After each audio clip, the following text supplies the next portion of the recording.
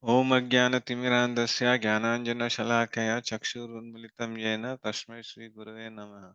Namam Vishnupadaya Krishna Prasthaya Bhutale Srimate Bhaktivedanta Swaminiti Namani Namaste Saraswate Deve Gauravani Pracharini Nirvisheshai Shunyavadi Paschata Deshatarini. Jayo Sri Krishna Chaitanya Prabhu Nityananda Sri Advaita Gadadhara Srivasadi Gaura Bhakta Vrinda. Hare Krishna Krishna Krishna Hare Hare Hare Ram Ram Hare Hare. Hare Krishna. Om Namo Bhagavate Vasudevaya. Om Namo Bhagavate Vasudevaya. Om Namo Bhagavate Vasudevaya. Narayanam Namaskritya Naranchaiva Narottamam Devim Saraswatim Vyasam Tatho Jayam Uddhirayet. Nashtaprayeshu abhadreshu nityam bhagavata sevaya bhagavati uttama shloke bhaktir bhavati naistiki. Hare Krishna. So, okay, Mataji went off. Okay, okay. We'll get started. So today's session is on the wives of the prayers of Nagapatnis. Okay, this is nothing but the wives of the Kalya demon. Yeah?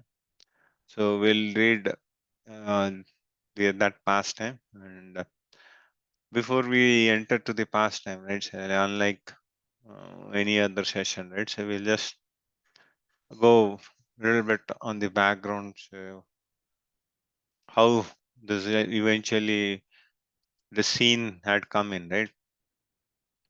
So basically, this goes back again in Vrindavan only, right? So this is again the childhood pastime of Lord Krishna. So Lord Krishna actually this time, right? He, he went alone. So usually, what happens is Lord Krishna, whenever he goes into the Vrindavan forest or he goes for grazing the cows and calves, right? So he used to go with Balram, Lord Balram. So in this case, right, so he went with his own friends. So Lord Balram was not accompanying them. And they went, so, um, and then, so they were just passing by the banks of Kalindi. Kalindi's river is nothing but Yamuna. Okay. So by then, the Gopas, his cowherd boys or friends, right? So they were feeling thirsty and then they wanted to drink water. So they drank the water of Yamuna. So, and then they all felt unconscious because the river was contaminated with poison. Yeah. And then, say, all of them were actually, say, laid flat, but Krishna, by his mercy, right? So he actually brought them alive. Yeah. So by then, what happened is Yamuna was actually Yamuna River. So in the Skalindi River, right? So there, a serpent called Kalya was actually residing, and then he made the whole. So he was the king of the serpents, and then he made the whole environment poisonous. Yeah, and then it was so poisonous that so any bird, right, which if it all it tried to fly over that river, right, it should actually die. And say so it was so ghastly, and anyone passing by, right? So anyone who would pass by, right, he would actually feel the sense, and then they were also unconscious. So at that time, this river was the distance was spanning across 80 miles. Okay, and so now it is shrunk.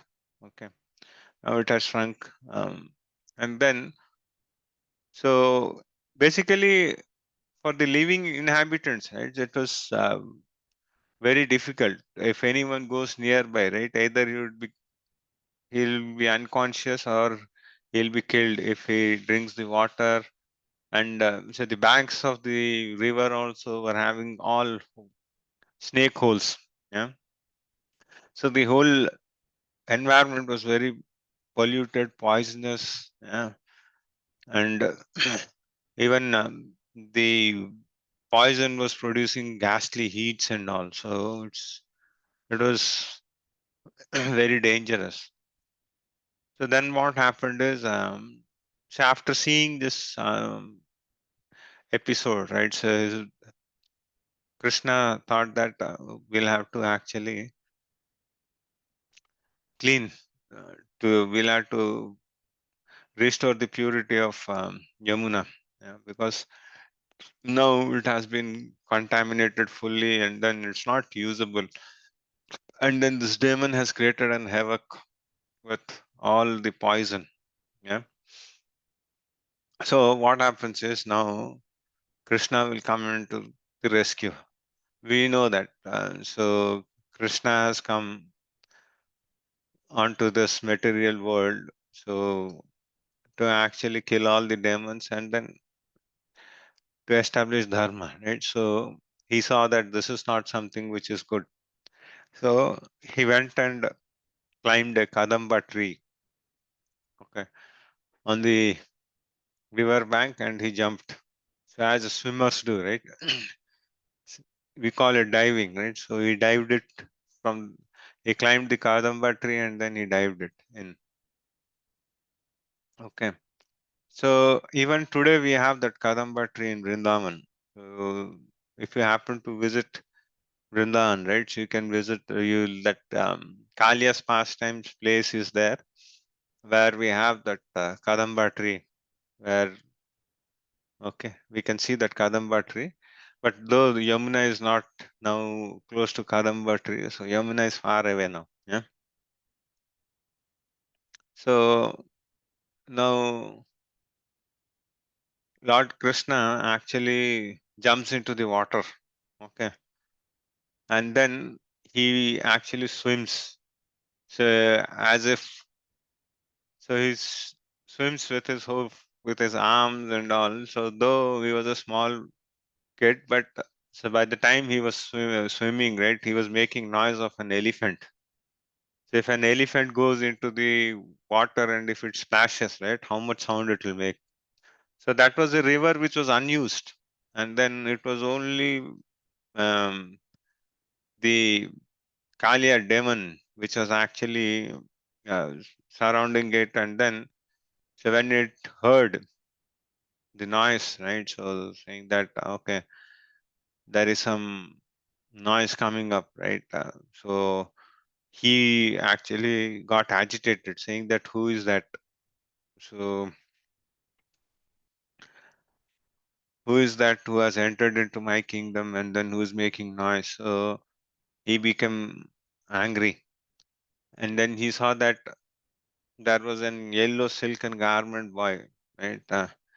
Who was a small boy, and then who was actually shining like a white cloud, right?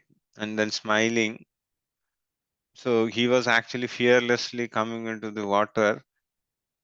So he could see that there are a lot of features, right? So usually now by this time, right, we have seen that all these features, right? The yellow silk garments, and then the glowing white cloud, and then the smiling face, and the feet resembling the lotus feet flower. So all these things, if any of the devotees sees, right, he'll recognize that this is Supreme Personality of Godhead. But this demon or Kalia, say, couldn't understand this, and then he became envious, saying that somebody has entered into my or is trying to encourage my kingdom, and then so he became furious, and then he came and then he actually bit on Krishna's chest. Okay, and then he actually rolled Krishna completely in his coil. Uh, and so Now the cowherd boys, right? So they could actually say, now what happened is with this biting of the snake, and then the snake actually, Kalia actually rolling up Krishna into his coils, right? So there were some omens. So there were some what do we say? Omens are nothing but say if something is not good, right? So we get some signals, right? So like the earth was trembling. Okay, these are all negative symbols. Omens are nothing but the negative symbols of something inauspicious happening. Yeah. So the villagers or the Vrindavan Vasis, right? The Vrajavasis actually could feel the tremors of the earth. Okay. And then there were meteors falling from the sky. Okay. And then their bodies were shivering. So they had all inauspicious things. Okay. And the body parts also, say, they were shivering. And then there were some quivering of the eyes and all, right? So with that, they could knew that something is wrong. And then, say, the cowherd, the cowherd community, right? So they could ask, then they understood that, okay, so there is something wrong, and then so Krishna is not there. So, and they actually started searching. So even the cowherd boys and all, right? So they started searching, and then they saw the footprints of Lord Krishna. So initially they thought that, okay, so all these things are happening because Krishna went alone and all those things. And as Lord Krishna's feet has got special marks, right? So they were actually looking into that, and then so they could trace back to the river. And then by then all the gopis followed, and yeah, Nanda Maharaj, Yashoda Maya all followed, and then they say that now Krishna is in the grip of the snake. Yeah, and then they were getting tensed. Say now, so in Vrindavan, everyone was actually attached to Krishna, right? And then they were feeling bad now. So what will happen? So he's in the snake. Snake has actually wrapped him, right? And so everyone's anxiety was more. Okay. So by then, what happens is Nanda Maharaj and other cowherd men, right, they'll try to enter, and then they'll say that, okay, he's a small child. Though he is the supreme personality of Godhead, they felt that no, this is a small child, we'll have to go and save. And then they were trying to enter, but Lord Balram actually stops them, because Lord Balram is the next incarnation, right? So is the first incarnation of the Lord. So he knew. So because he is Anant Shesh himself, and then he knows that what will this material snake do with him. So he stops them. He stops them, says that don't worry, so Krishna will handle them, and so he restrained them. Yeah. So now looking at this episode, right? So wherein everyone is getting tensed. So Lord is there in everyone's heart as Paramatma, right? He understood. Okay. So now everyone is actually in anxiety. So I should actually come out and then do my pastime. So he actually expands himself, and now he cannot.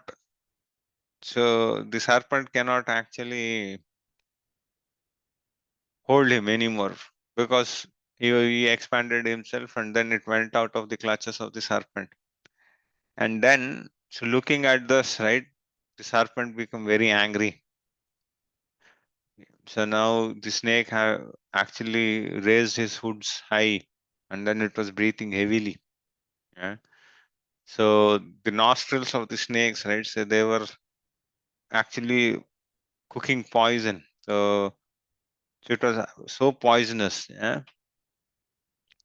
And then, so it was very furious. So, and then it was actually trying to catch hold of Lord Krishna, right?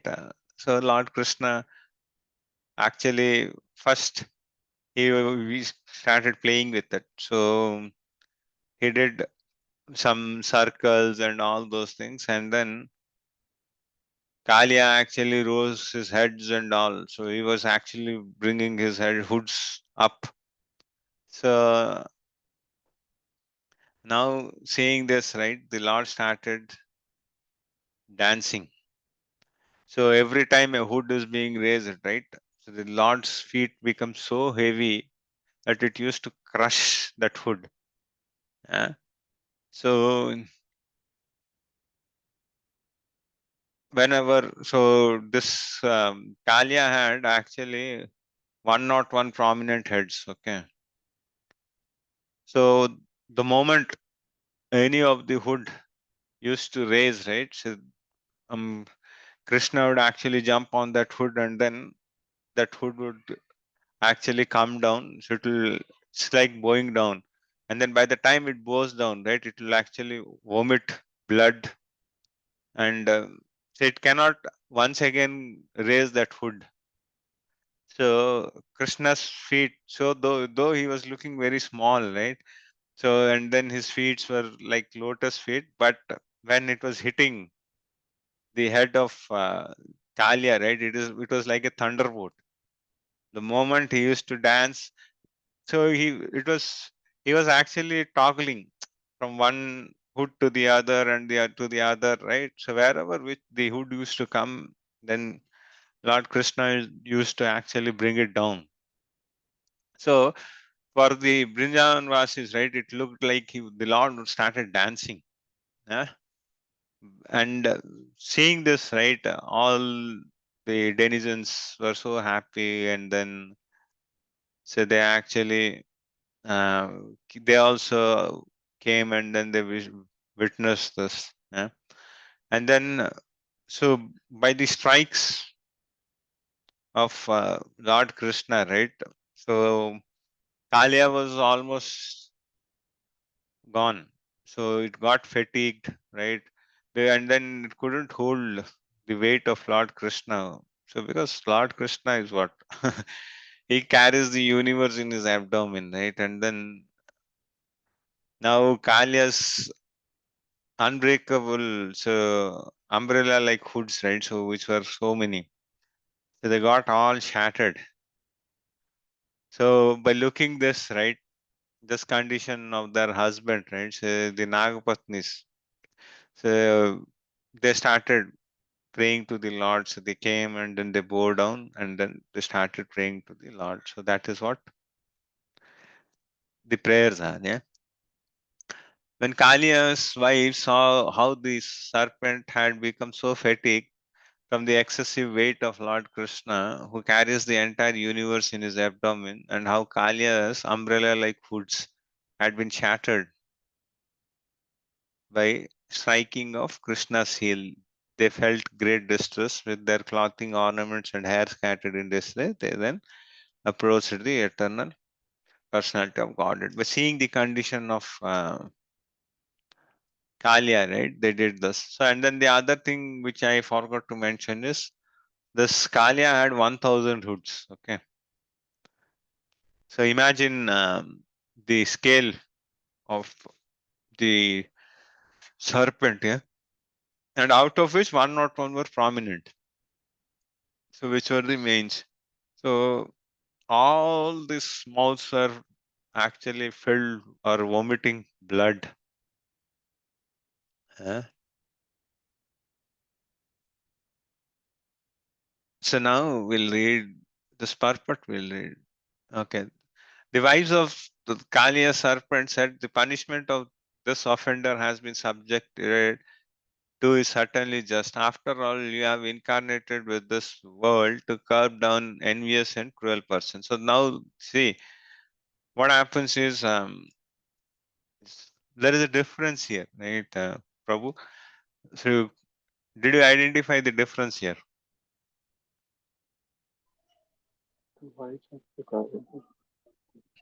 Prabhu?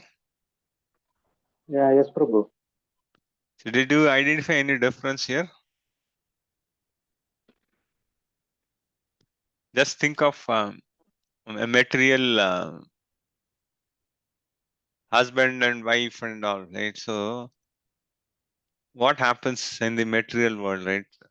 So usually so think of in a material world, say if the husband is being beaten up, right? So what will happen? The wife will come and actually cover the husband and then she'll actually charge back, right? Usually that's what Yeah, happens, right? But here, correct. if here if you see, right, this they didn't Yes, charge back. mm, the punishment this offender has been subjected to is certainty just after all we have current So they are saying that your punishment which you have given, right?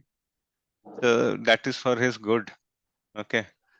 But had it been in our material world, right? So we'll actually charge back, right? But there, you see, they're submissive and then they are saintly actually, else they can't do this. Yeah?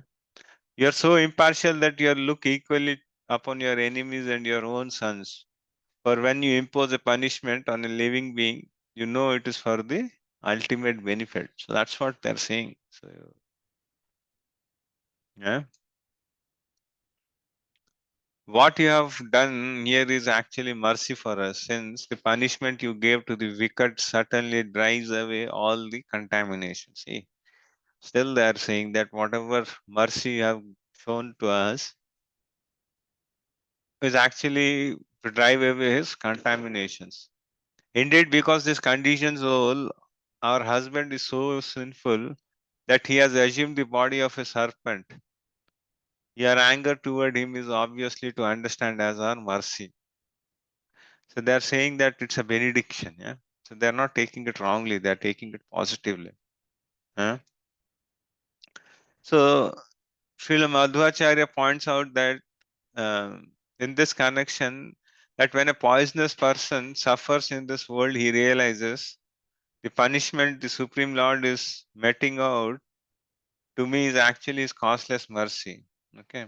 Envious persons, however, even after being punished by the Lord for their purification, continue to envy him. So that is the problem of atheists and others, right? And this attitude is the reason for the continued failure to understand the absolute truth. We go to 34. So then they're saying that did our husband carefully perform austerities in a previous life? So how could they're saying that even because Lord Krishna's feet nobody gets right to touch. So and then they're saying that how fortunate our husband is that you danced with your feet on his head. And then they're saying that what austerities did he do in his previous life, right? So here they are saying, did our husband carefully perform austerities in a previous life with his mind free of pride and full of respect for others? Is that why you are pleased with him, or did he in some previous existence carefully execute religious activities with compassion? So they're asking, what did he do in his previous janma? He might have done something.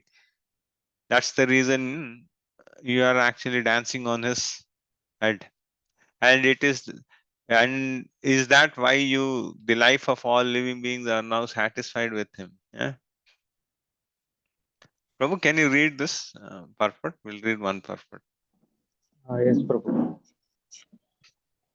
In this regard, Srila Prabhupada comments in his Krishna, the Supreme Personality of Godhead, chapter 16, the Naga Patnis confirm that one cannot come in contact with Krishna without having executed pious activities in devotional service in his previous lives. As Lord Chaitanya advised in his Sikshashtaka, one has to execute devotional service by humbly chanting the Hare Krishna mantra, thinking oneself lower than the straw in the street and not expecting honor for himself but offering all kinds of honor to others. The Nagapatnis were astonished that although Kalia had the body of a serpent as the result of grievous sinful activities, at the same time he was in contact with the Lord to the extent that the Lord's lotus feet were touching his hoods. Certainly, this was not the ordinary result of pious activities. These two contradictory facts astonished them. Hare Krishna. Hare Krishna. Prabhu. So this is what they were saying, right? So basically, he might have done some pious activities in his past. That's the reason he got this opportunity. So they were this actually they were saying that they're praising. Yeah? Oh Lord, we do not know how the serpent has attained great opportunity of being touched by the dust of your lotus feet. For this and the goddess of fortune performed austerities for centuries, giving up all other desires and observing austere vows. So it's not easy to actually get the dust of the Lord. Yeah. So for that, we'll have to do a lot of austerities. Yeah. Those who have attained the dust of your lotus feet never hanker for kingship of heaven, limitless sovereignty, the position of Brahma or rulership of the earth. So if anyone gets the dust of the feet, right, he'll not have all these things. They're not interested in perfection of yoga or liberation itself. See how liberated were their patnis, yeah. So though they were living with Kalia, right? But you see the mind and then the way their prayers are, right? So it's all so nice. Oh Lord, although this Kalia, the king of serpent, has taken birth in the mode of ignorance and is controlled by anger, he has achieved that which is difficult for others to achieve. You see? So she says that because we know, right? Snakes are actually in the mode of ignorance, yeah. Because so you can't trust them, right? Snake. If you give milk and then if the snake actually touches that milk, the whole milk becomes poisonous. And then snakes are basically envious.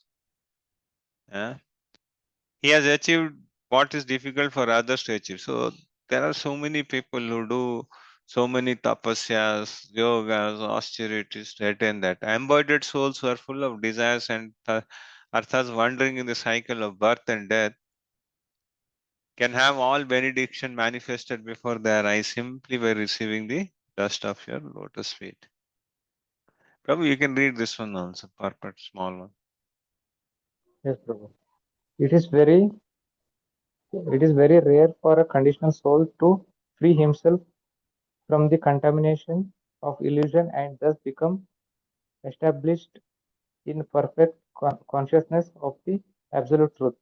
And as this benediction was achieved by the serpent Kalia because the Lord personally danced upon the serpent's hoods with his lotus feet. Although we conditioned souls may not receive the mercy of having the Lord's dance on our head, we can receive the dust of the lotus feet of the absolute truth, absolute through the Lord's representative, the The bona fide uh, spiritual master. a bona fide spiritual master, and thus go back home, back to Godhead, the forever freed from the miseries and ignorance of the mundane universe. Hare Krishna. Hare Krishna Prabhu. So for us, right, there is no chance. I think Kalia, so by then, Kalia was actually fortunate to get the dust of the Lord. For us, we are conditioned. So we are Nityabadhas. So for us, there is no way. And then, so the only way for us is that we'll have to actually take the shelter of a bona fide spiritual master, right? So then only who is nothing but the representation of the Lord, and then He can actually connect us to the Lord. So we can't actually directly try, and then um, even See, pleasing Krishna is very, very difficult. We can't do, so we'll have to do through his devotees. And then Krishna is also satisfied. So if we actually do seva to his devotees, yeah. So for us, it is our spiritual master, Srila Prabhupada, and as if we are taking any of the Diksha Gurus, right? So they are the ones who will actually make our path. Okay. So we offer our obeisances unto you, the Supreme Personality of Godhead, although present in the hearts of all living beings as the Super Soul, you are all pervasive. eh? Although the original shelter of all created and material elements, you exist prior to their creation, and although the cause of everything, you are transcendental to all material effect, being Super Soul. So they are praising him, and then they know what is Lord's position, right? So they are saying that you are in everyone's heart. And then you are the shelter of everything, and then you actually, so now they are praising, right? And then they're saying obeisances unto you, the absolute truth, who are the reservoir of all transcendental consciousness and potencies and the processor of ultimate unlimited energies. Although completely free of material qualities and transformations, you are the prime mover of the material nature. So they're saying that everything which happens is under your supervision. Yeah.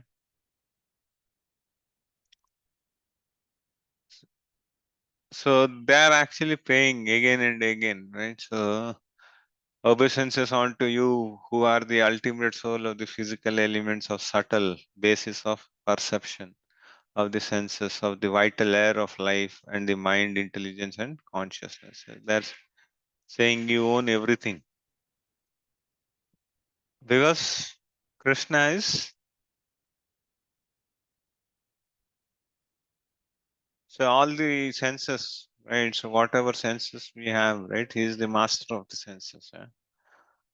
So by your arrangement, the infinite similar spirit souls falsely identify with their three modes of material nature, and their perception of their own true self has become clouded. So what happens if we get puffed up and then looking at the material worlds and we think that we are the owner of the senses, and then we control.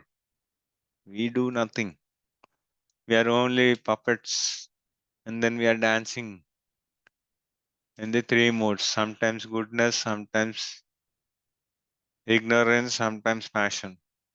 Mostly passion and ignorance. So we dance in that tunnel. So we offer obeisances unto you, the unlimited Supreme Lord, the Supreme Subtle One, the omniscient personality of Godhead, who are always fixed in unchanging transcendence, who sanction the opposing views of different philosophies, and who are the power upholding expressed ideas and the words that express them. So the now, so they are actually, they're overwhelmed, and then so they don't know what to do. So they're paying obeisances in different ways. Yeah. Obeisances to you, O Lord, who manifest varieties of material and spiritual qualities, because the Lord owns both material and spiritual world. So you disguise yourself within the material with material qualities, and yet the functioning of those same material qualities ultimately reveals your existence. You stand apart from the material qualities as a witness and can be fully known by your devotees. Nobody others can't know. Yeah. So it was same in Vrindavan also, right? So the Lord was actually dear to the Vrindavan Vasis, right? Even we know today's episode also, right? So Lord Indra,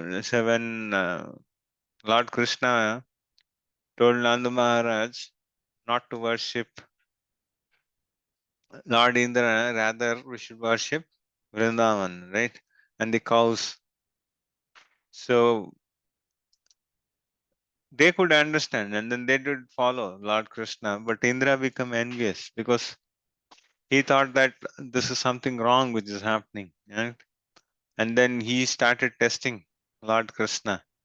But wherein if you see the others, right? Even in Bhagavatam today, Nam Nishta Prabhu was saying this thing only. Yashoda Mata, and they all never tested Krishna, right? So Brahma tested, and then even Indra tested, but they never had this feeling. Yeah. So the Vrindavan pastime.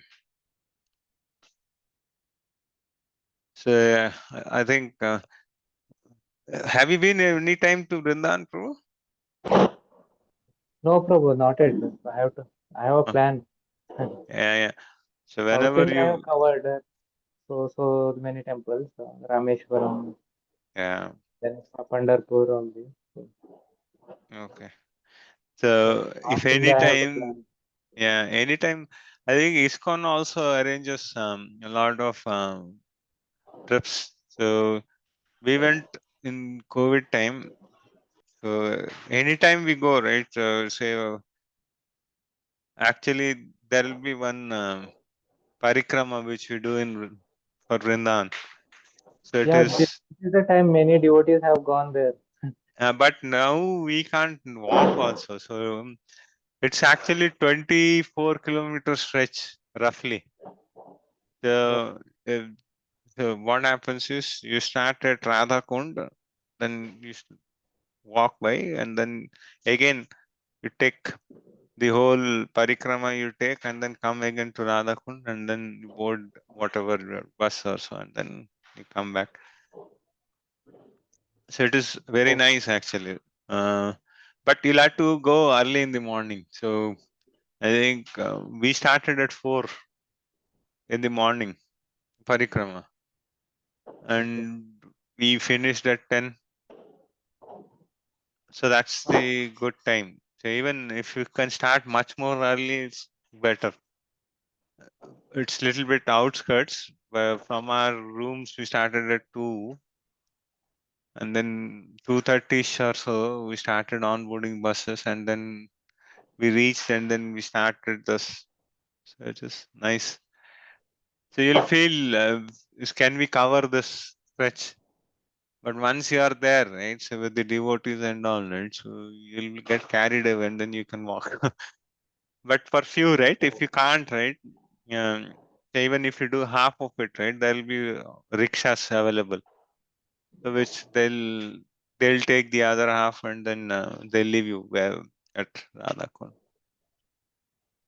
okay. It's nice. Vrindavan, so if we are going, we'll have to try to go in our bare feet. Yeah, you Anyway, can go with bare feet. So usually, if there are no medical problems, right? Say like sugar and all, so people actually go bare feet only. So we all went bare feet, but if if you do little bit late, right, the sun starts crossing. So at that time, there are facilities of they actually sell the socks, so you can wear socks and then you can do that parikrama. okay, okay. So So because how if you many days we usually require, Prabhu? Vrindavan is it? Yeah, Vrindavan. So, Vrindavan actually, I would say that you don't go alone, Prabhu. If you will go, yeah, I have to go with the devotees only. So, yeah, mostly it will be 4 days or 5 days trip. okay, So okay, So because there you'll go to different places, right? So you'll go to Nandgaon, and then you'll go to Mathura, and then you'll go to Barsana and Ramanreti and Nidhivan. There are a lot of places, Prabhu. So okay, okay, only when we went, I think we didn't cover all of them. And okay, then Vrindavan Parikrama, it will take 1 day. Because by the time you do this and then you come to your room and all, right, you'll be exhausted because you're not used to walk for 24 kilometers at a stretch, right? So that day you hmm, can't correct. do much. So usually that is being done at the end of the your yatra. It's the last day of Yeah, yatra, right? And you plan for it so that um, there is no much activity on that day. Correct, correct. Yeah. So that's something on Vrindavan, because today is the day when we'll have to speak for this. Yeah. Oh, mighty Lord, although you have no reason to become involved in material activity, still you act through your eternal potency of time to arrange for creation, maintenance, and destruction of the universe. You do this by awakening the distant functions of each of the modes of nature, which before the creation lie dormant. Simply by your glance, you perfectly execute all these activities of cosmic control in a sporting mood. She says that you do all these things in sporting mood. Yeah.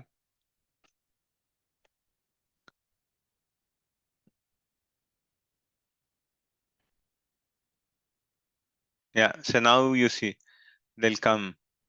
Okay.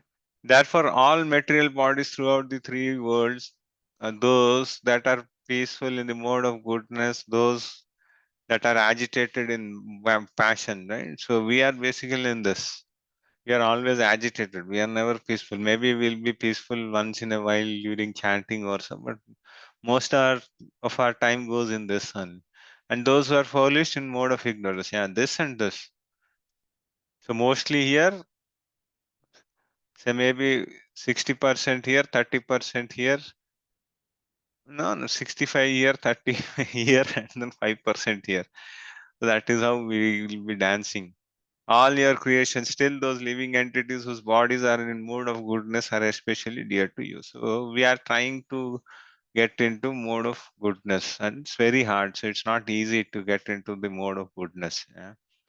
And it's not mode of goodness for 5 minutes. So it's an regular practice by which we should always be in mode of goodness. Being envious of someone, all those things are very bad. But yeah, the competitive spirit in the wrong direction, all these things won't work here. And we should be able to see both enemy and friend equally. So you should not have any enemies in the mode of goodness. So getting that stage is very difficult. And it is to maintain them and protect the religious principles that you are now present on the earth. So he's saying, see that they're saying that that's the reason you're there here.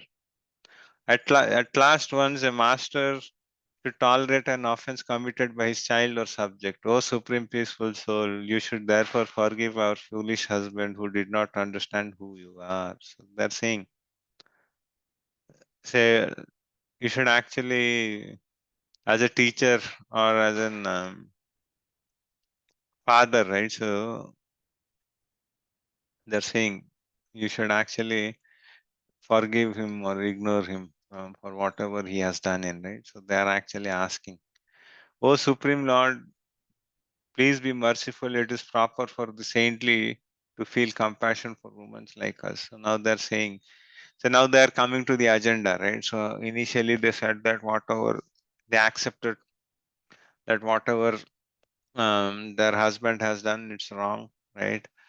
And then they glorified the Lord, saying that say they knew that he is the supreme personality of God, and then they glorified, and then they have come to the agenda now, saying that yeah, so he's foolish, so be merciful and then leave him. Right?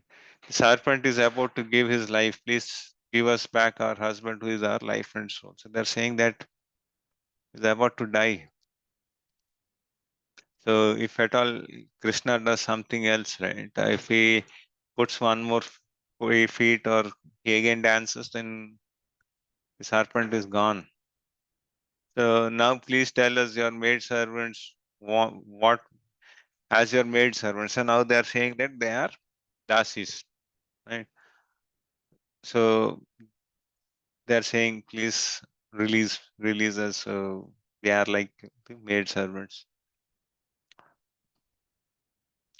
So the Supreme Personality of Godhead, then what happened is listening to them, right? Now the Lord actually releases his feet on them. So he becomes a little bit lighter. And then, so upon hearing these prayers, right, the Lord was pleased. And According to Srila Vishwanath Chakravarti Thakur, Lord Krishna, upon reaching his decision, immediately jumped down of Kalia's hood and stood before the serpent and his wife. So he just relieved the snake. We should remember that when Lord Krishna executed this pastime, he was just a young village boy in Vrindavan. So now what happens is, with this the prayers end, but so we'll just read one verse of the Kalia. So now Kalia also actually regains, and then he says that we are snakes, and then so we usually have this ignorance bit. Yeah, Kalia slowly regained his vital force and sensory functions. Then, breathing loudly and painfully, the poor serpent addressed the Lord Krishna, the Supreme Personality of Godhead, in humble submission. So he was arrogant initially, right? So then now he's has become calm down. He has come to his own original position. So he says that this serpent Kalia said, our very birth as snake has made us envious, ignorant, and constantly angry. So he says that the body which he has got, right? The material body which he has got is of this kind, the nature. Say, like every living entity has got a nature, right? So, oh Lord, it is difficult for people to give up their conditioned nature by which they identify with that which is unreal. Yeah. Srila Sanatan Goswami points out that the base that because of wretched condition, Kalia was unable to compose original prayers to the Lord and thus paraphrase some of the prayers of his wife. So he was actually exhausted, right? And then he didn't have, so he couldn't think much, but he actually came down to an humble position, and then he's actually submitted himself to the God. The word asadgraha indicates that a conditioned soul seizes upon impermanent and impure things, such as his own body, the bodies of others, and other countless varieties of material sense objects. The ultimate result of such material attachment. Yeah. So what happens? Conditioned soul is always attached to impure and impermanent things. Yeah. And then he gets attached. So what happens? If you have attachment, then you have frustration, disappointment, and anguish. A fact that has now become crystal clear to the poor serpent Kalya. So now Kalya realized this. Yeah. And then this is Kalya's realization. Yeah. So who has had poisonous food, and then who was furious, and then who bit uh, Lord Krishna. Right? So now he's talking this after having a good fight with Lord Krishna. Yeah. So with this, those prayers of Nagapatni ends. We'll actually close today's class, Prabhu, unless you have any question.